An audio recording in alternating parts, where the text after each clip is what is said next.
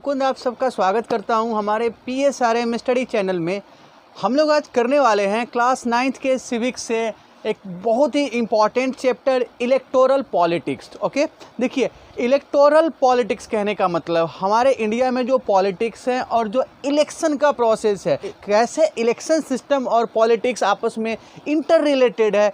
हमारे इंडिया में जो डेमोक्रेसी है, जो गवर्नमेंट के फंक्शन होते हैं, वो कैसे इलेक्शन से रिलेटेड है, हम लोग इस चैप्टर में इसी चीज़ को समझेंगे। ओके, हम लोग जो बात करते हैं ना इलेक्टोरल पॉलिटिक्स, ठीक है, देखिए हम लोग एक डेमोक्रेटिक कंट्री है ना, दुनिया की सबसे बड़ी डेमोक्रेटिक कंट्री है हम लोग इंडिया। ये हम सभी जानते हैं कि India is the largest democratic nation in the world. ठीक है, देखिए डेमोक्रेसी कहीं पे भी हो, डेमोक्रेसी क्या रेफ़र करता है, डेमोक्रेसी इंडिकेट करता है एक ऐसा सिस्टम जहाँ पे लोग अपने लीडर्स को, अपने रिप्रेजेंटेटिव्स को वोट दे के चुनते हैं, यही है ना। तो इलेक्शन एक ऐसा तरीका है जहाँ पे लोग वोट डालते हैं। ठीक है, डेमोक्रेसी में आप क्या देखते हैं कि people choose there leaders. Okay, people govern themselves indirectly through their elected representatives. So what we notice in our India, okay, that people do not govern themselves directly, people do govern themselves through elected representatives। and तो हम लोग ये देखते हैं ना कि हमारे यहाँ पे इंडिया में क्या करते हैं, लोग जो गवर्नमेंट चूज करते हैं, ठीक है ना। डेमोक्रेसी में आपको पता है कि लोग इनडायरेक्टली खुद को गवर्न करते हैं, और किसके थ्रू गवर्न करते हैं, तो सेट और group of leaders elected by people, people ही तो अपने लीडर्स को चूज करते हैं।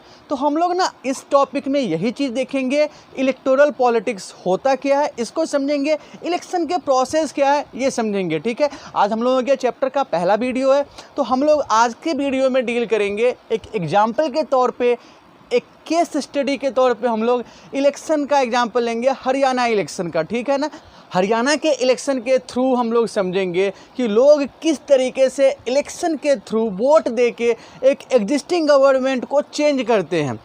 हमें पता है ना, डेमोक्रेसी में अगर लोग एग्जिस्टिंग गवर्नमेंट के परफॉर्मेंस से खुश नहीं होते हैं तो वो क्या करते हैं, अगले इलेक्शन में उनको टर्मिनेट कर देते हैं, उनको वोट नहीं देते हैं। ठीक है, तो हम लोग हरियाणा के इलेक्शन के थ्रू समझेंगे कि गवर्नमेंट कैसे चेंज होती है, नई गवर्नमेंट कैसे बनती है, और अगर नए गवर्नमेंट के परफॉर्मेंस से भी लोग खुश नहीं है तो लोग उनको कैसे चेंज करते हैं। तो हम लोग आज इलेक्टोरल पॉलिटिक्स, इलेक्शन और असेंबली इलेक्शन इन हरियाणा को देखते हुए चलेंगे। ठीक है, तो आइए हम लोग एक एक करके देखते हुए चलते हैं। सबसे पहले देखते हैं इलेक्टोरल पॉलिटिक्स। ओके, तो हम लोग ये समझते हैं कि किसी भी कंट्री में जहाँ डेमोक्रेसी है, लोग गवर्नमेंट को चूज करते हैं, ठीक है, वोटिंग के द्वारा चूज करते हैं। ठीक है, उनके द्वारा जो चुने हुए रिप्रेजेंटेटिव होते हैं वो वहाँ के लोगों के लिए कानून बनाते हैं, कानून को एग्जीक्यूट करते हैं। ठीक है ना, देखिए जो डेमोक्रेसी का जो सबसे कॉमन फॉर्म है वो आपको ऐसे ही दिखाई दे रहा है। ठीक है ना, कि हर जगह लोग अपने लीडर्स को चुनते हैं। ठीक है, तो हम लोग बात कर रहे हैं इलेक्टोरल पॉलिटिक्स की। ठीक है, अगर हम इसको डिफाइन करने की बात करें, इलेक्टोरल पॉलिटिक्स को डिफाइन करने की बात करें, तो हम लोग ऐसे कह सकते हैं कि electoral politics is all about election of representatives, needs of election and steps to make election democratic. Electoral politics जब हम कहते हैं तो हमारा मतलब क्या होता है कि इलेक्शन से होता है, इलेक्शन के कंडक्शन से होता है, इलेक्शन को कैसे डेमोक्रेटिक बनाया जाए उन सारे स्टेप्स से होता है। ठीक है ना, so electoral politics is all about election of representatives, needs of election and steps to make election democratic. साथ ही साथ देखिए, जब हम इलेक्टोरल पॉलिटिक्स की बात करते हैं तो कहीं ना कहीं ये भी इंश्योर करता है कि देखिए हमारे इंडिया में जो इंडिपेंडेंट बॉडी है जो इलेक्शन को कंडक्ट करती है, कौन से ऑर्गेनाइजेशन कंडक्ट करती है, इलेक्शन कमीशन। ठीक है ना, इलेक्शन कमीशन इंडिया में इलेक्शन कंडक्ट करती है, ये एक इंडिपेंडेंट बॉडी है। ठीक है, जिसका काम है इलेक्शन कंडक्ट करना। ठीक है, तो इलेक्शन कमीशन के रोल को भी इलेक्टोरल पॉलिटिक्स इंश्योर करता है कि इलेक्शन कमीशन अपने रोल को इफेक्टिवली फुलफिल करे। जो इलेक्शन कमीशन है उसकी ये जिम्मेदारी है कि इलेक्शन को बिल्कुल फ्री एंड फेयर इलेक्शन बनाया जाए इंडिया में। ठीक है, सो ये तो समझ में आ रहा है कि इलेक्टोरल पॉलिटिक्स इलेक्शन से रिलेटेड है। ठीक है, अब बात करते हैं कि इलेक्शन क्या होता है। देखिए बहुत ही कॉमन चीज़ है, हर कोई समझते हैं कि इलेक्शन क्या होता है। इलेक्शन एक ऐसा प्रोसेस है जिसमें सिटीजन अपने वोट के थ्रू अपने लीडर्स को, अपने रिप्रेजेंटेटिव्स को चुनते हैं, यही है ना इलेक्शन। हम लोग देखते हैं हमारे यहाँ इलेक्शन होता है हर 5 साल में, ठीक है। तो वहाँ पे क्या करते हैं, हर एक एरिया से, हर एक सीट से, जिसको हम लोग कॉन्स्टिट्यूएंसी बोलते हैं, इसी चैप्टर में हम लोग आगे इस टर्म को देखेंगे। वैसे हम लोग अच्छे से समझते हैं कि सीट क्या होते हैं, ठीक है ना। इलेक्शन के हिसाब से कंट्री को या स्टेट को यूनिट में बांटा जाता है, उसी को आप सीट कहते हैं, ठीक है। तो हर एक सीट से हर एक पार्टी के या इंडिपेंडेंट लीडर्स होते हैं, लोग उनको चूज करते हैं। कैसे चूज करते हैं, तो अपना वोट उनको देते हैं। ओके, सो इलेक्शन एक ऐसा प्रोसीजर है जिसमें लोग अपना वोट देके अपने रिप्रेजेंटेटिव्स को चूज करते हैं, ठीक है ना। So election is a procedure by which people choose their representative at regular interval. और ये रेगुलर इंटरवल नॉर्मली कितने टाइम का होता है, 5 साल का होता है, ठीक है।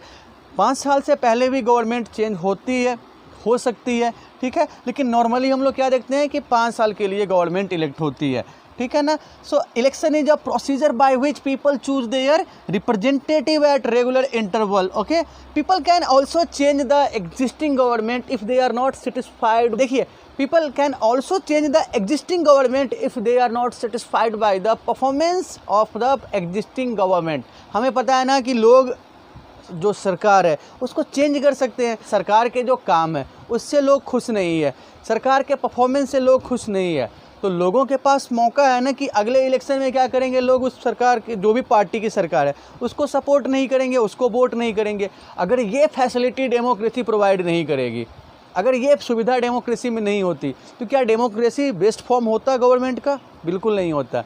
तो डेमोक्रेसी का एक एडवांटेज तो है कि अगर लोगों ने जिस एक्सपेक्टेशन के साथ सरकार को वोट किया है और वो एक्सपेक्टेशन सरकार फुलफिल नहीं करती है, तो लोगों के पास अपनी गलती को, अपने मिस्टेक को करेक्ट करने का एक मौका होता है, और in the next election people can reject the government, ठीक है ना।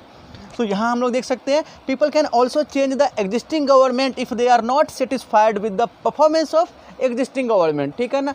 देखिए, हम लोग ना एक एग्जाम्पल के थ्रू इस चीज़ को समझते हैं कि लोग जो लोग होते हैं, जो सिटीजन होते हैं, वो कैसे गवर्नमेंट को इलेक्ट करते हैं, या जो गवर्नमेंट पहले से एग्जिस्ट कर रही है, लोग अगर उसके परफॉर्मेंस से खुश नहीं है, सेटिस्फाइड नहीं है, तो कैसे उसको पावर से हटा देते हैं, लोग कैसे फिर एक नया गवर्नमेंट लाते हैं। और अगर लोग नए गवर्नमेंट से भी खुश नहीं है, तो लोगों के पास वो पावर है कि वो उस नए गवर्नमेंट को भी पावर से हटा सकते हैं। और इसका सबसे बेस्ट एग्जांपल हमारे पास है हरियाणा का लेजिस्लेटिव असेंबली इलेक्शन, ठीक है ना। तो हम लोग हरियाणा विधानसभा चुनाव या हरियाणा लेजिस्लेटिव इलेक्शन से इस चीज़ को समझते हुए चलते हैं। ओके, तो आइए देखते हुए चलते हैं हरियाणा लेजिस्लेटिव इलेक्शन, ठीक है। एग्जाम्पल के तौर पे हम लोग देख रहे हैं इलेक्टोरल पॉलिटिक्स में कैसे इलेक्शन होता है, ठीक है, उसका क्या प्रोसीजर है, हम लोग ये समझने वाले हैं।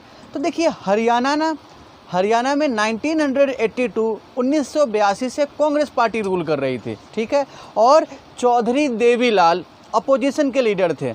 चौधरी देवीलाल हरियाणा की एक बहुत ही पॉपुलर पर्सनैलिटी है, ठीक है, उनको प्यार से लोग ताऊ बोलते हैं, ठीक है ना। देखिए, हमारे यहाँ ना पॉलिटिक्स में अगर आप एक पैटर्न फॉलो कीजिएगा, तो जो पॉपुलर लीडर होते हैं, ठीक है ना, लोगों के बीच में वो अपने जो उनके नाम है, रियल नेम है, उसके अलावे और नाम से भी पॉपुलर होते हैं। और वो नाम ऐसे होते हैं जो उनके सपोर्टर को ये फील देते हैं, ये सेंस देते हैं कि वो उनकी फैमिली से है, फैमिली बॉन्डिंग वाली फील देते हैं, ठीक है ना।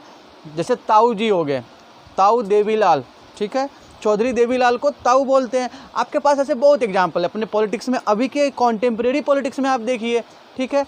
स्टार्टिंग से चलिए आप, राष्ट्रपिता या बापू गांधी जी हो गए, चाचा नेहरू हो गए, दीदी हैं, बुआ है, मामा है, हमारे पॉलिटिक्स में सब अवेलेबल है ना। दीदी किसको कहते हैं आपको पता है, बुआ किसको कहते हैं, बाबा किसको कहते हैं, ये सब हमारे पॉलिटिक्स में है, ठीक है ना। तो हम लोग उसके ऊपर ज़्यादा कमेंट करने नहीं जा रहे हैं, बस एग्जाम्पल के तौर पर देख रहे हैं कि यहाँ पे चौधरी देवीलाल ताऊ के नाम से पॉपुलर है, हरियाणा के लोग इन्हें ताऊ कहते हैं, ठीक है ना। So in Indian politics he is also known as Tau, ठीक है। अम्मा नाम से भी एक हमारे यहाँ पॉलिटिशियन है जिनको लोग अम्मा बोलते हैं, ठीक है ना। तो ये बहुत सारे एग्जाम्पल हैं। हम लोग मुद्दे पे आते हैं। सो चौधरी देवीलाल ना अपोजिशन लीडर हैं। बात हम लोग कर रहे हैं 1982 की, जब कांग्रेस पार्टी रूल कर रही थी, ठीक है। चौधरी ताऊ देवीलाल ने एक नई पॉलिटिकल पार्टी फॉर्म की और उसका नाम है लोकदल, ठीक है ना। लोकदल नाम से उन्होंने एक नई पार्टी ऑर्गेनाइज की, ठीक है। चौधरी देवीलाल ने गवर्नमेंट के अगेंस्ट एक मूवमेंट लॉन्च किया और लोगों को अपने साथ जुड़ने की अपील की। देखिए, हम लोग बात करते हैं ना कि कोई भी पॉलिटिकल पार्टी होती है तो वो अपने आप को किसका लीडर बताते हैं। हमारे इंडिया में आप कोई भी पॉलिटिकल पार्टी देखिएगा तो वो पार्टी क्लेम करती है कि वो पार्टी किसानों के इंटरेस्ट के लिए लड़ने वाली पार्टी है, वो पार्टी जो स्मॉल बिजनेसमैन है उनको सपोर्ट करने वाली पार्टी है। किसी भी पॉलिटिकल पार्टी को आप देख लीजिए, ठीक है ना। तो Chaudhary Devilal led a movement called Nyay Yudh, ठीक है। उन्होंने एक आंदोलन शुरू किया जिसका नाम उन्होंने क्या दिया, न्याय युद्ध, स्ट्रगल फॉर जस्टिस, ठीक है। इसमें उन्होंने क्या किया, उन्होंने लोगों से अपील की कि वो उनको पावर दे, सपोर्ट करे। जब उनकी गवर्नमेंट बनेगी तो वो किसानों के लिए लोन देंगे, किसानों को लोन देंगे और जो स्मॉल बिजनेसमैन है उनको लोन देंगे, ठीक है ना। So he promised in his manifesto to loans to be given to the farmers as well as the small businessman. Manifesto कहने का मतलब क्या होता है कि इलेक्शन से पहले हर एक पॉलिटिकल पार्टी कुछ प्रॉमिस करती है, लोगों से वोट पाने के लिए लोगों को कुछ उम्मीदें देती है, कुछ प्रॉमिस करती है, उसी को हम लोग मैनिफेस्टो कहते हैं, घोषणा पत्र कहते हैं, ठीक है ना। So Chaudhary Devilal led a movement, Chaudhary Devilal formed an organisation, a political party named Lokdal, ठीक है। देवीलाल ने किसानों से और छोटे व्यापारियों से प्रॉमिस किया कि वो उनको लोन देंगे, ठीक है। और हरियाणा के जो लोग थे वो उस टाइम पे कांग्रेस की गवर्नमेंट से खुश नहीं थे। इलेक्शन होता है, ठीक है, तो इलेक्शन में क्या करते हैं लोग, लोकदल और उसके जो सपोर्टिंग पार्टी होते हैं, लोकदल के साथ की जो पार्टी है सहयोगी पार्टी है, ठीक है। तो हरियाणा के लोग ना कांग्रेस के अगेंस्ट लोकदल को वोट करते हैं। टोटल 90 सीट होते हैं हरियाणा में उस टाइम, जिसमें 76 सीट पे लोकदल और इसके जो अलायंस है, इसके जो एलीड हैं, इसके जो सहयोगी पार्टी है, उनको टोटल 76 सीट मिलती है। अकेले लोकदल को 60 सीटें मिलती है। Lok Dal individually get 60 seats out of 90। सो लोकदल के पास क्लियर मैंडेट था कि ये बिना किसी पॉलिटिकल पार्टी के हेल्प के भी गवर्नमेंट को फॉर्म कर सकती है। कांग्रेस को उस इलेक्शन में सिर्फ 5 सीटें मिली, ठीक है ना। तो जो इलेक्टेड रिप्रेजेंटेटिव हैं लोकदल और उसके अलायंस या एलिड पार्टी के, उन सब ने मिलके, उन सब के रिप्रेजेंटेटिव्स ने मिलके देवीलाल को अपना लीडर चुना एज अ सीएम के रूप में देवीलाल चुने गए, ठीक है। और सीएम जब बनते हैं देवीलाल तो वो क्या करते हैं, उन्होंने जो प्रॉमिस किया था लोन किसानों और छोटे व्यापारियों के लिए उन्होंने जो प्रॉमिस किया था उसको ग्रांट करने का उन्होंने ऑर्डर दिया, ठीक है। He passed an order to loan granted to farmers और स्मॉल बिजनेसमैन, ठीक है। तो उन्होंने अपने प्रॉमिस को पूरा किया। लेकिन क्या होता है, हरियाणा के लोग, ये जो गवर्नमेंट थी देवीलाल की या लोकदल की जो गवर्नमेंट थी, ये 4 साल ही रूल कर पाई, ठीक है। उसके बाद फिर से इलेक्शन होता है हरियाणा में और इस बार लोग देवीलाल के पार्टी को सपोर्ट नहीं करके लोग कांग्रेस को वोट करते हैं और कांग्रेस दोबारा पावर में आती है, कांग्रेस फिर से पावर गेन करती है, ठीक है। तो देखिए, हरियाणा के इलेक्शन से हम क्या समझ रहे हैं कि लोग वोट करके एक एग्जिस्टिंग गवर्नमेंट को चेंज कर सकते हैं। लोग एक्सपेक्टेशन के अकॉर्डिंग परफॉर्मेंस नहीं देने वाले गवर्नमेंट को भी चेंज कर सकते हैं। इलेक्टोरल पॉलिटिक्स में क्या है कि जो पार्टी अभी रूल में है, जो पार्टी रूल कर रही है, वो पार्टी भी रूल से बाहर जा सकती है, उसको भी पावर से बाहर कर सकते हैं लोग वोटिंग के थ्रू, ठीक है ना। हरियाणा के लेजिस्लेटिव असेंबली इलेक्शन के एग्जाम्पल से हम लोग इलेक्शन के पैटर्न को समझ सकते हैं, इलेक्शन के मतलब समझ सकते हैं। अब हम लोग बात करते हैं कि ये देखिए, आपने यहाँ पे देखा है ना, चाहे वो हरियाणा हो, चाहे वो कांग्रेस हो या लोकदल हो, ठीक है, जो भी पॉलिटिकल पार्टी है इलेक्शन जीतने के लिए उनके बीच में एक कंपटीशन होता है, ठीक है, जिसको आप कह सकते हैं इलेक्टोरल कंपटीशन और पॉलिटिकल कंपटीशन। तो हम लोग समझते हुए चलते हैं कि ये पॉलिटिकल कंपटीशन क्या होते हैं और इसकी मीनिंग क्या होती है, ओके। तो आइए देखते हुए चलते हैं हम लोग पॉलिटिकल कंपटीशन और मेरिट्स और डिमेरिट्स ऑफ पॉलिटिकल कंपटीशन। तो हरियाणा के एग्जाम्पल से हम लोग ये समझ रहे हैं कि डेमोक्रेसी में लोगों को गवर्नमेंट चूज करने के लिए इलेक्शन का होना ज़रूरी है। इलेक्शन ही एक ऐसा मीडियम है जिसके थ्रू लोग गवर्नमेंट फॉर्म करते हैं, लोग अपने डिज़ायर्स को फुलफ़िल करते हैं, लोग अपने इच्छाओं को एक्सप्रेस करते हैं, ठीक है ना।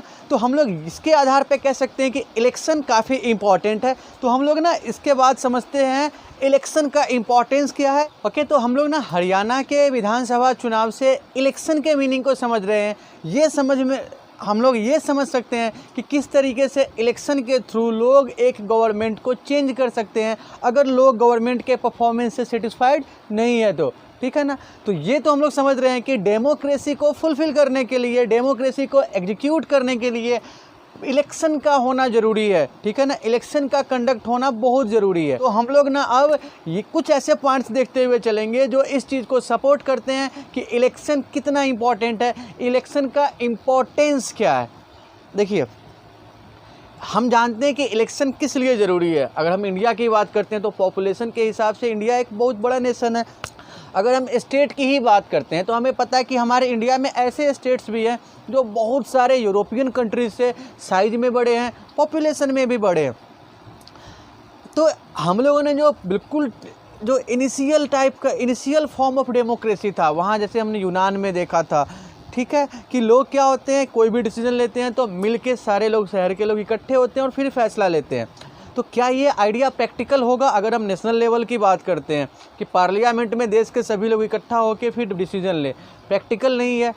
हाँ, काफ़ी हद तक ये हमारा जो लोकल सेल्फ गवर्नमेंट है, जो थर्ड लेवल का गवर्नमेंट है, वहाँ पे ऐसे डिसीजन लिए जाते हैं कि गवर्नमेंट के जो हमारे जो पंचायत के मेंबर्स हैं वो इकट्ठे हो सकते हैं। लेकिन हम लोग बात कर रहे हैं इस लेवल पे, तो इस लेवल पे ऐसा पॉसिबल नहीं है। इसलिए लोग क्या करते हैं, अपने लीडर्स को चूज करते हैं, एक एरिया के लीडर को रिप्रेजेंटेटिव बना के पार्लियामेंट में भेजते हैं या लेजिस्लेटिव असेंबली में भेजते हैं, ठीक है ना।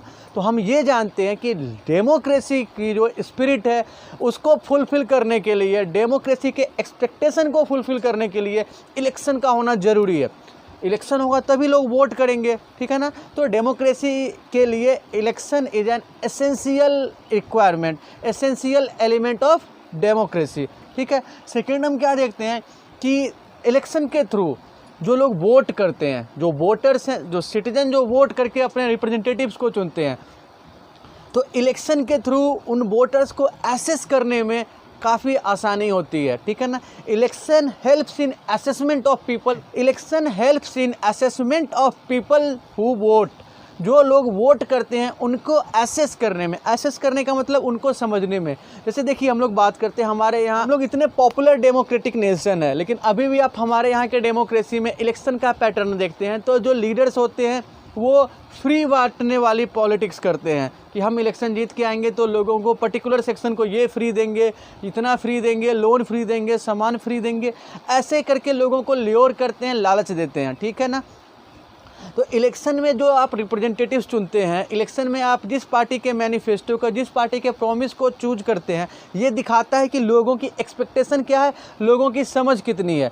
लोग फ्री के पैसों के नाम पे वोट दे रहे हैं या लोग डेवलपमेंट के नाम पे वोट दे रहे हैं, ठीक है ना। तो लोगों के असेसमेंट को आप कर, लोगों के जो वोटर्स की जो मेंटालिटी है, वोटर्स की जो एबिलिटी है, वोटर्स की जो एजुकेशनल क्वालिफिकेशन है, उसको इलेक्शन के थ्रू एसेस किया जा सकता है। साथ ही साथ आप देखिए तो ये ना इलेक्शन कहीं ना कहीं एनालाइज करने में भी मदद देती है, ठीक है। इसके थ्रू आप एनालाइज कर सकते हैं कि लोग कैसे रिप्रेजेंटेटिव्स चाहते हैं, लोगों को किस तरीके के रिप्रेजेंटेटिव चाहिए, लोग किस तरीके के रिप्रेजेंटेटिव्स को चाहते हैं, ये एनालाइज करने में सहूलियत होती है। साथ ही साथ आप देखिए यहाँ पे जो रिप्रेजेंटेटिव्स होते हैं, जो हमारे रिप्रेजेंटेटिव्स होते हैं, उनके ऊपर भी इलेक्शन एक ना प्रेशर डालता है, एक जेन्युइन प्रेशर डालता है। देखिए, रिप्रेजेंटेटिव्स को पता है कि वो तभी तक रिप्रेजेंटेटिव्स रहेंगे जब तक लोगों का उनके पास सपोर्ट होगा, और लोगों का सपोर्ट उन्हें अगर चाहिए तो उन्हें लोगों के लिए काम करना होगा, अपने एरिया में उन्हें लोगों के इंटरेस्ट के लिए काम करना होगा,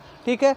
अपने वो पार्लियामेंट में या असेंबली में लोगों के इंटरेस्ट से जुड़े हुए इश्यूज को उन्हें उठाना होगा। तो यहाँ पे आपके रिप्रेजेंटेटिव्स के ऊपर भी एक प्रेशर होता है कि वो लोगों के एक्सपेक्टेशन को फुलफ़िल करे, ठीक है ना। साथ ही साथ देखिए तो इलेक्शन ना वोटर्स को और चॉइस भी प्रोवाइड करते हैं। जैसे आप देख सकते हैं कि इलेक्शन के थ्रू वोटर्स डिसाइड करते हैं कि उनके लिए जो लॉ मेकर्स होंगे, जो रिप्रेजेंटेटिव्स होते हैं वही तो हमारे लॉ मेकर है, जो पार्लियामेंट में जाएंगे, असेंबली में जाएंगे। तो लोग कहीं ना कहीं अपने लॉ मेकर्स को डिसाइड करते हैं।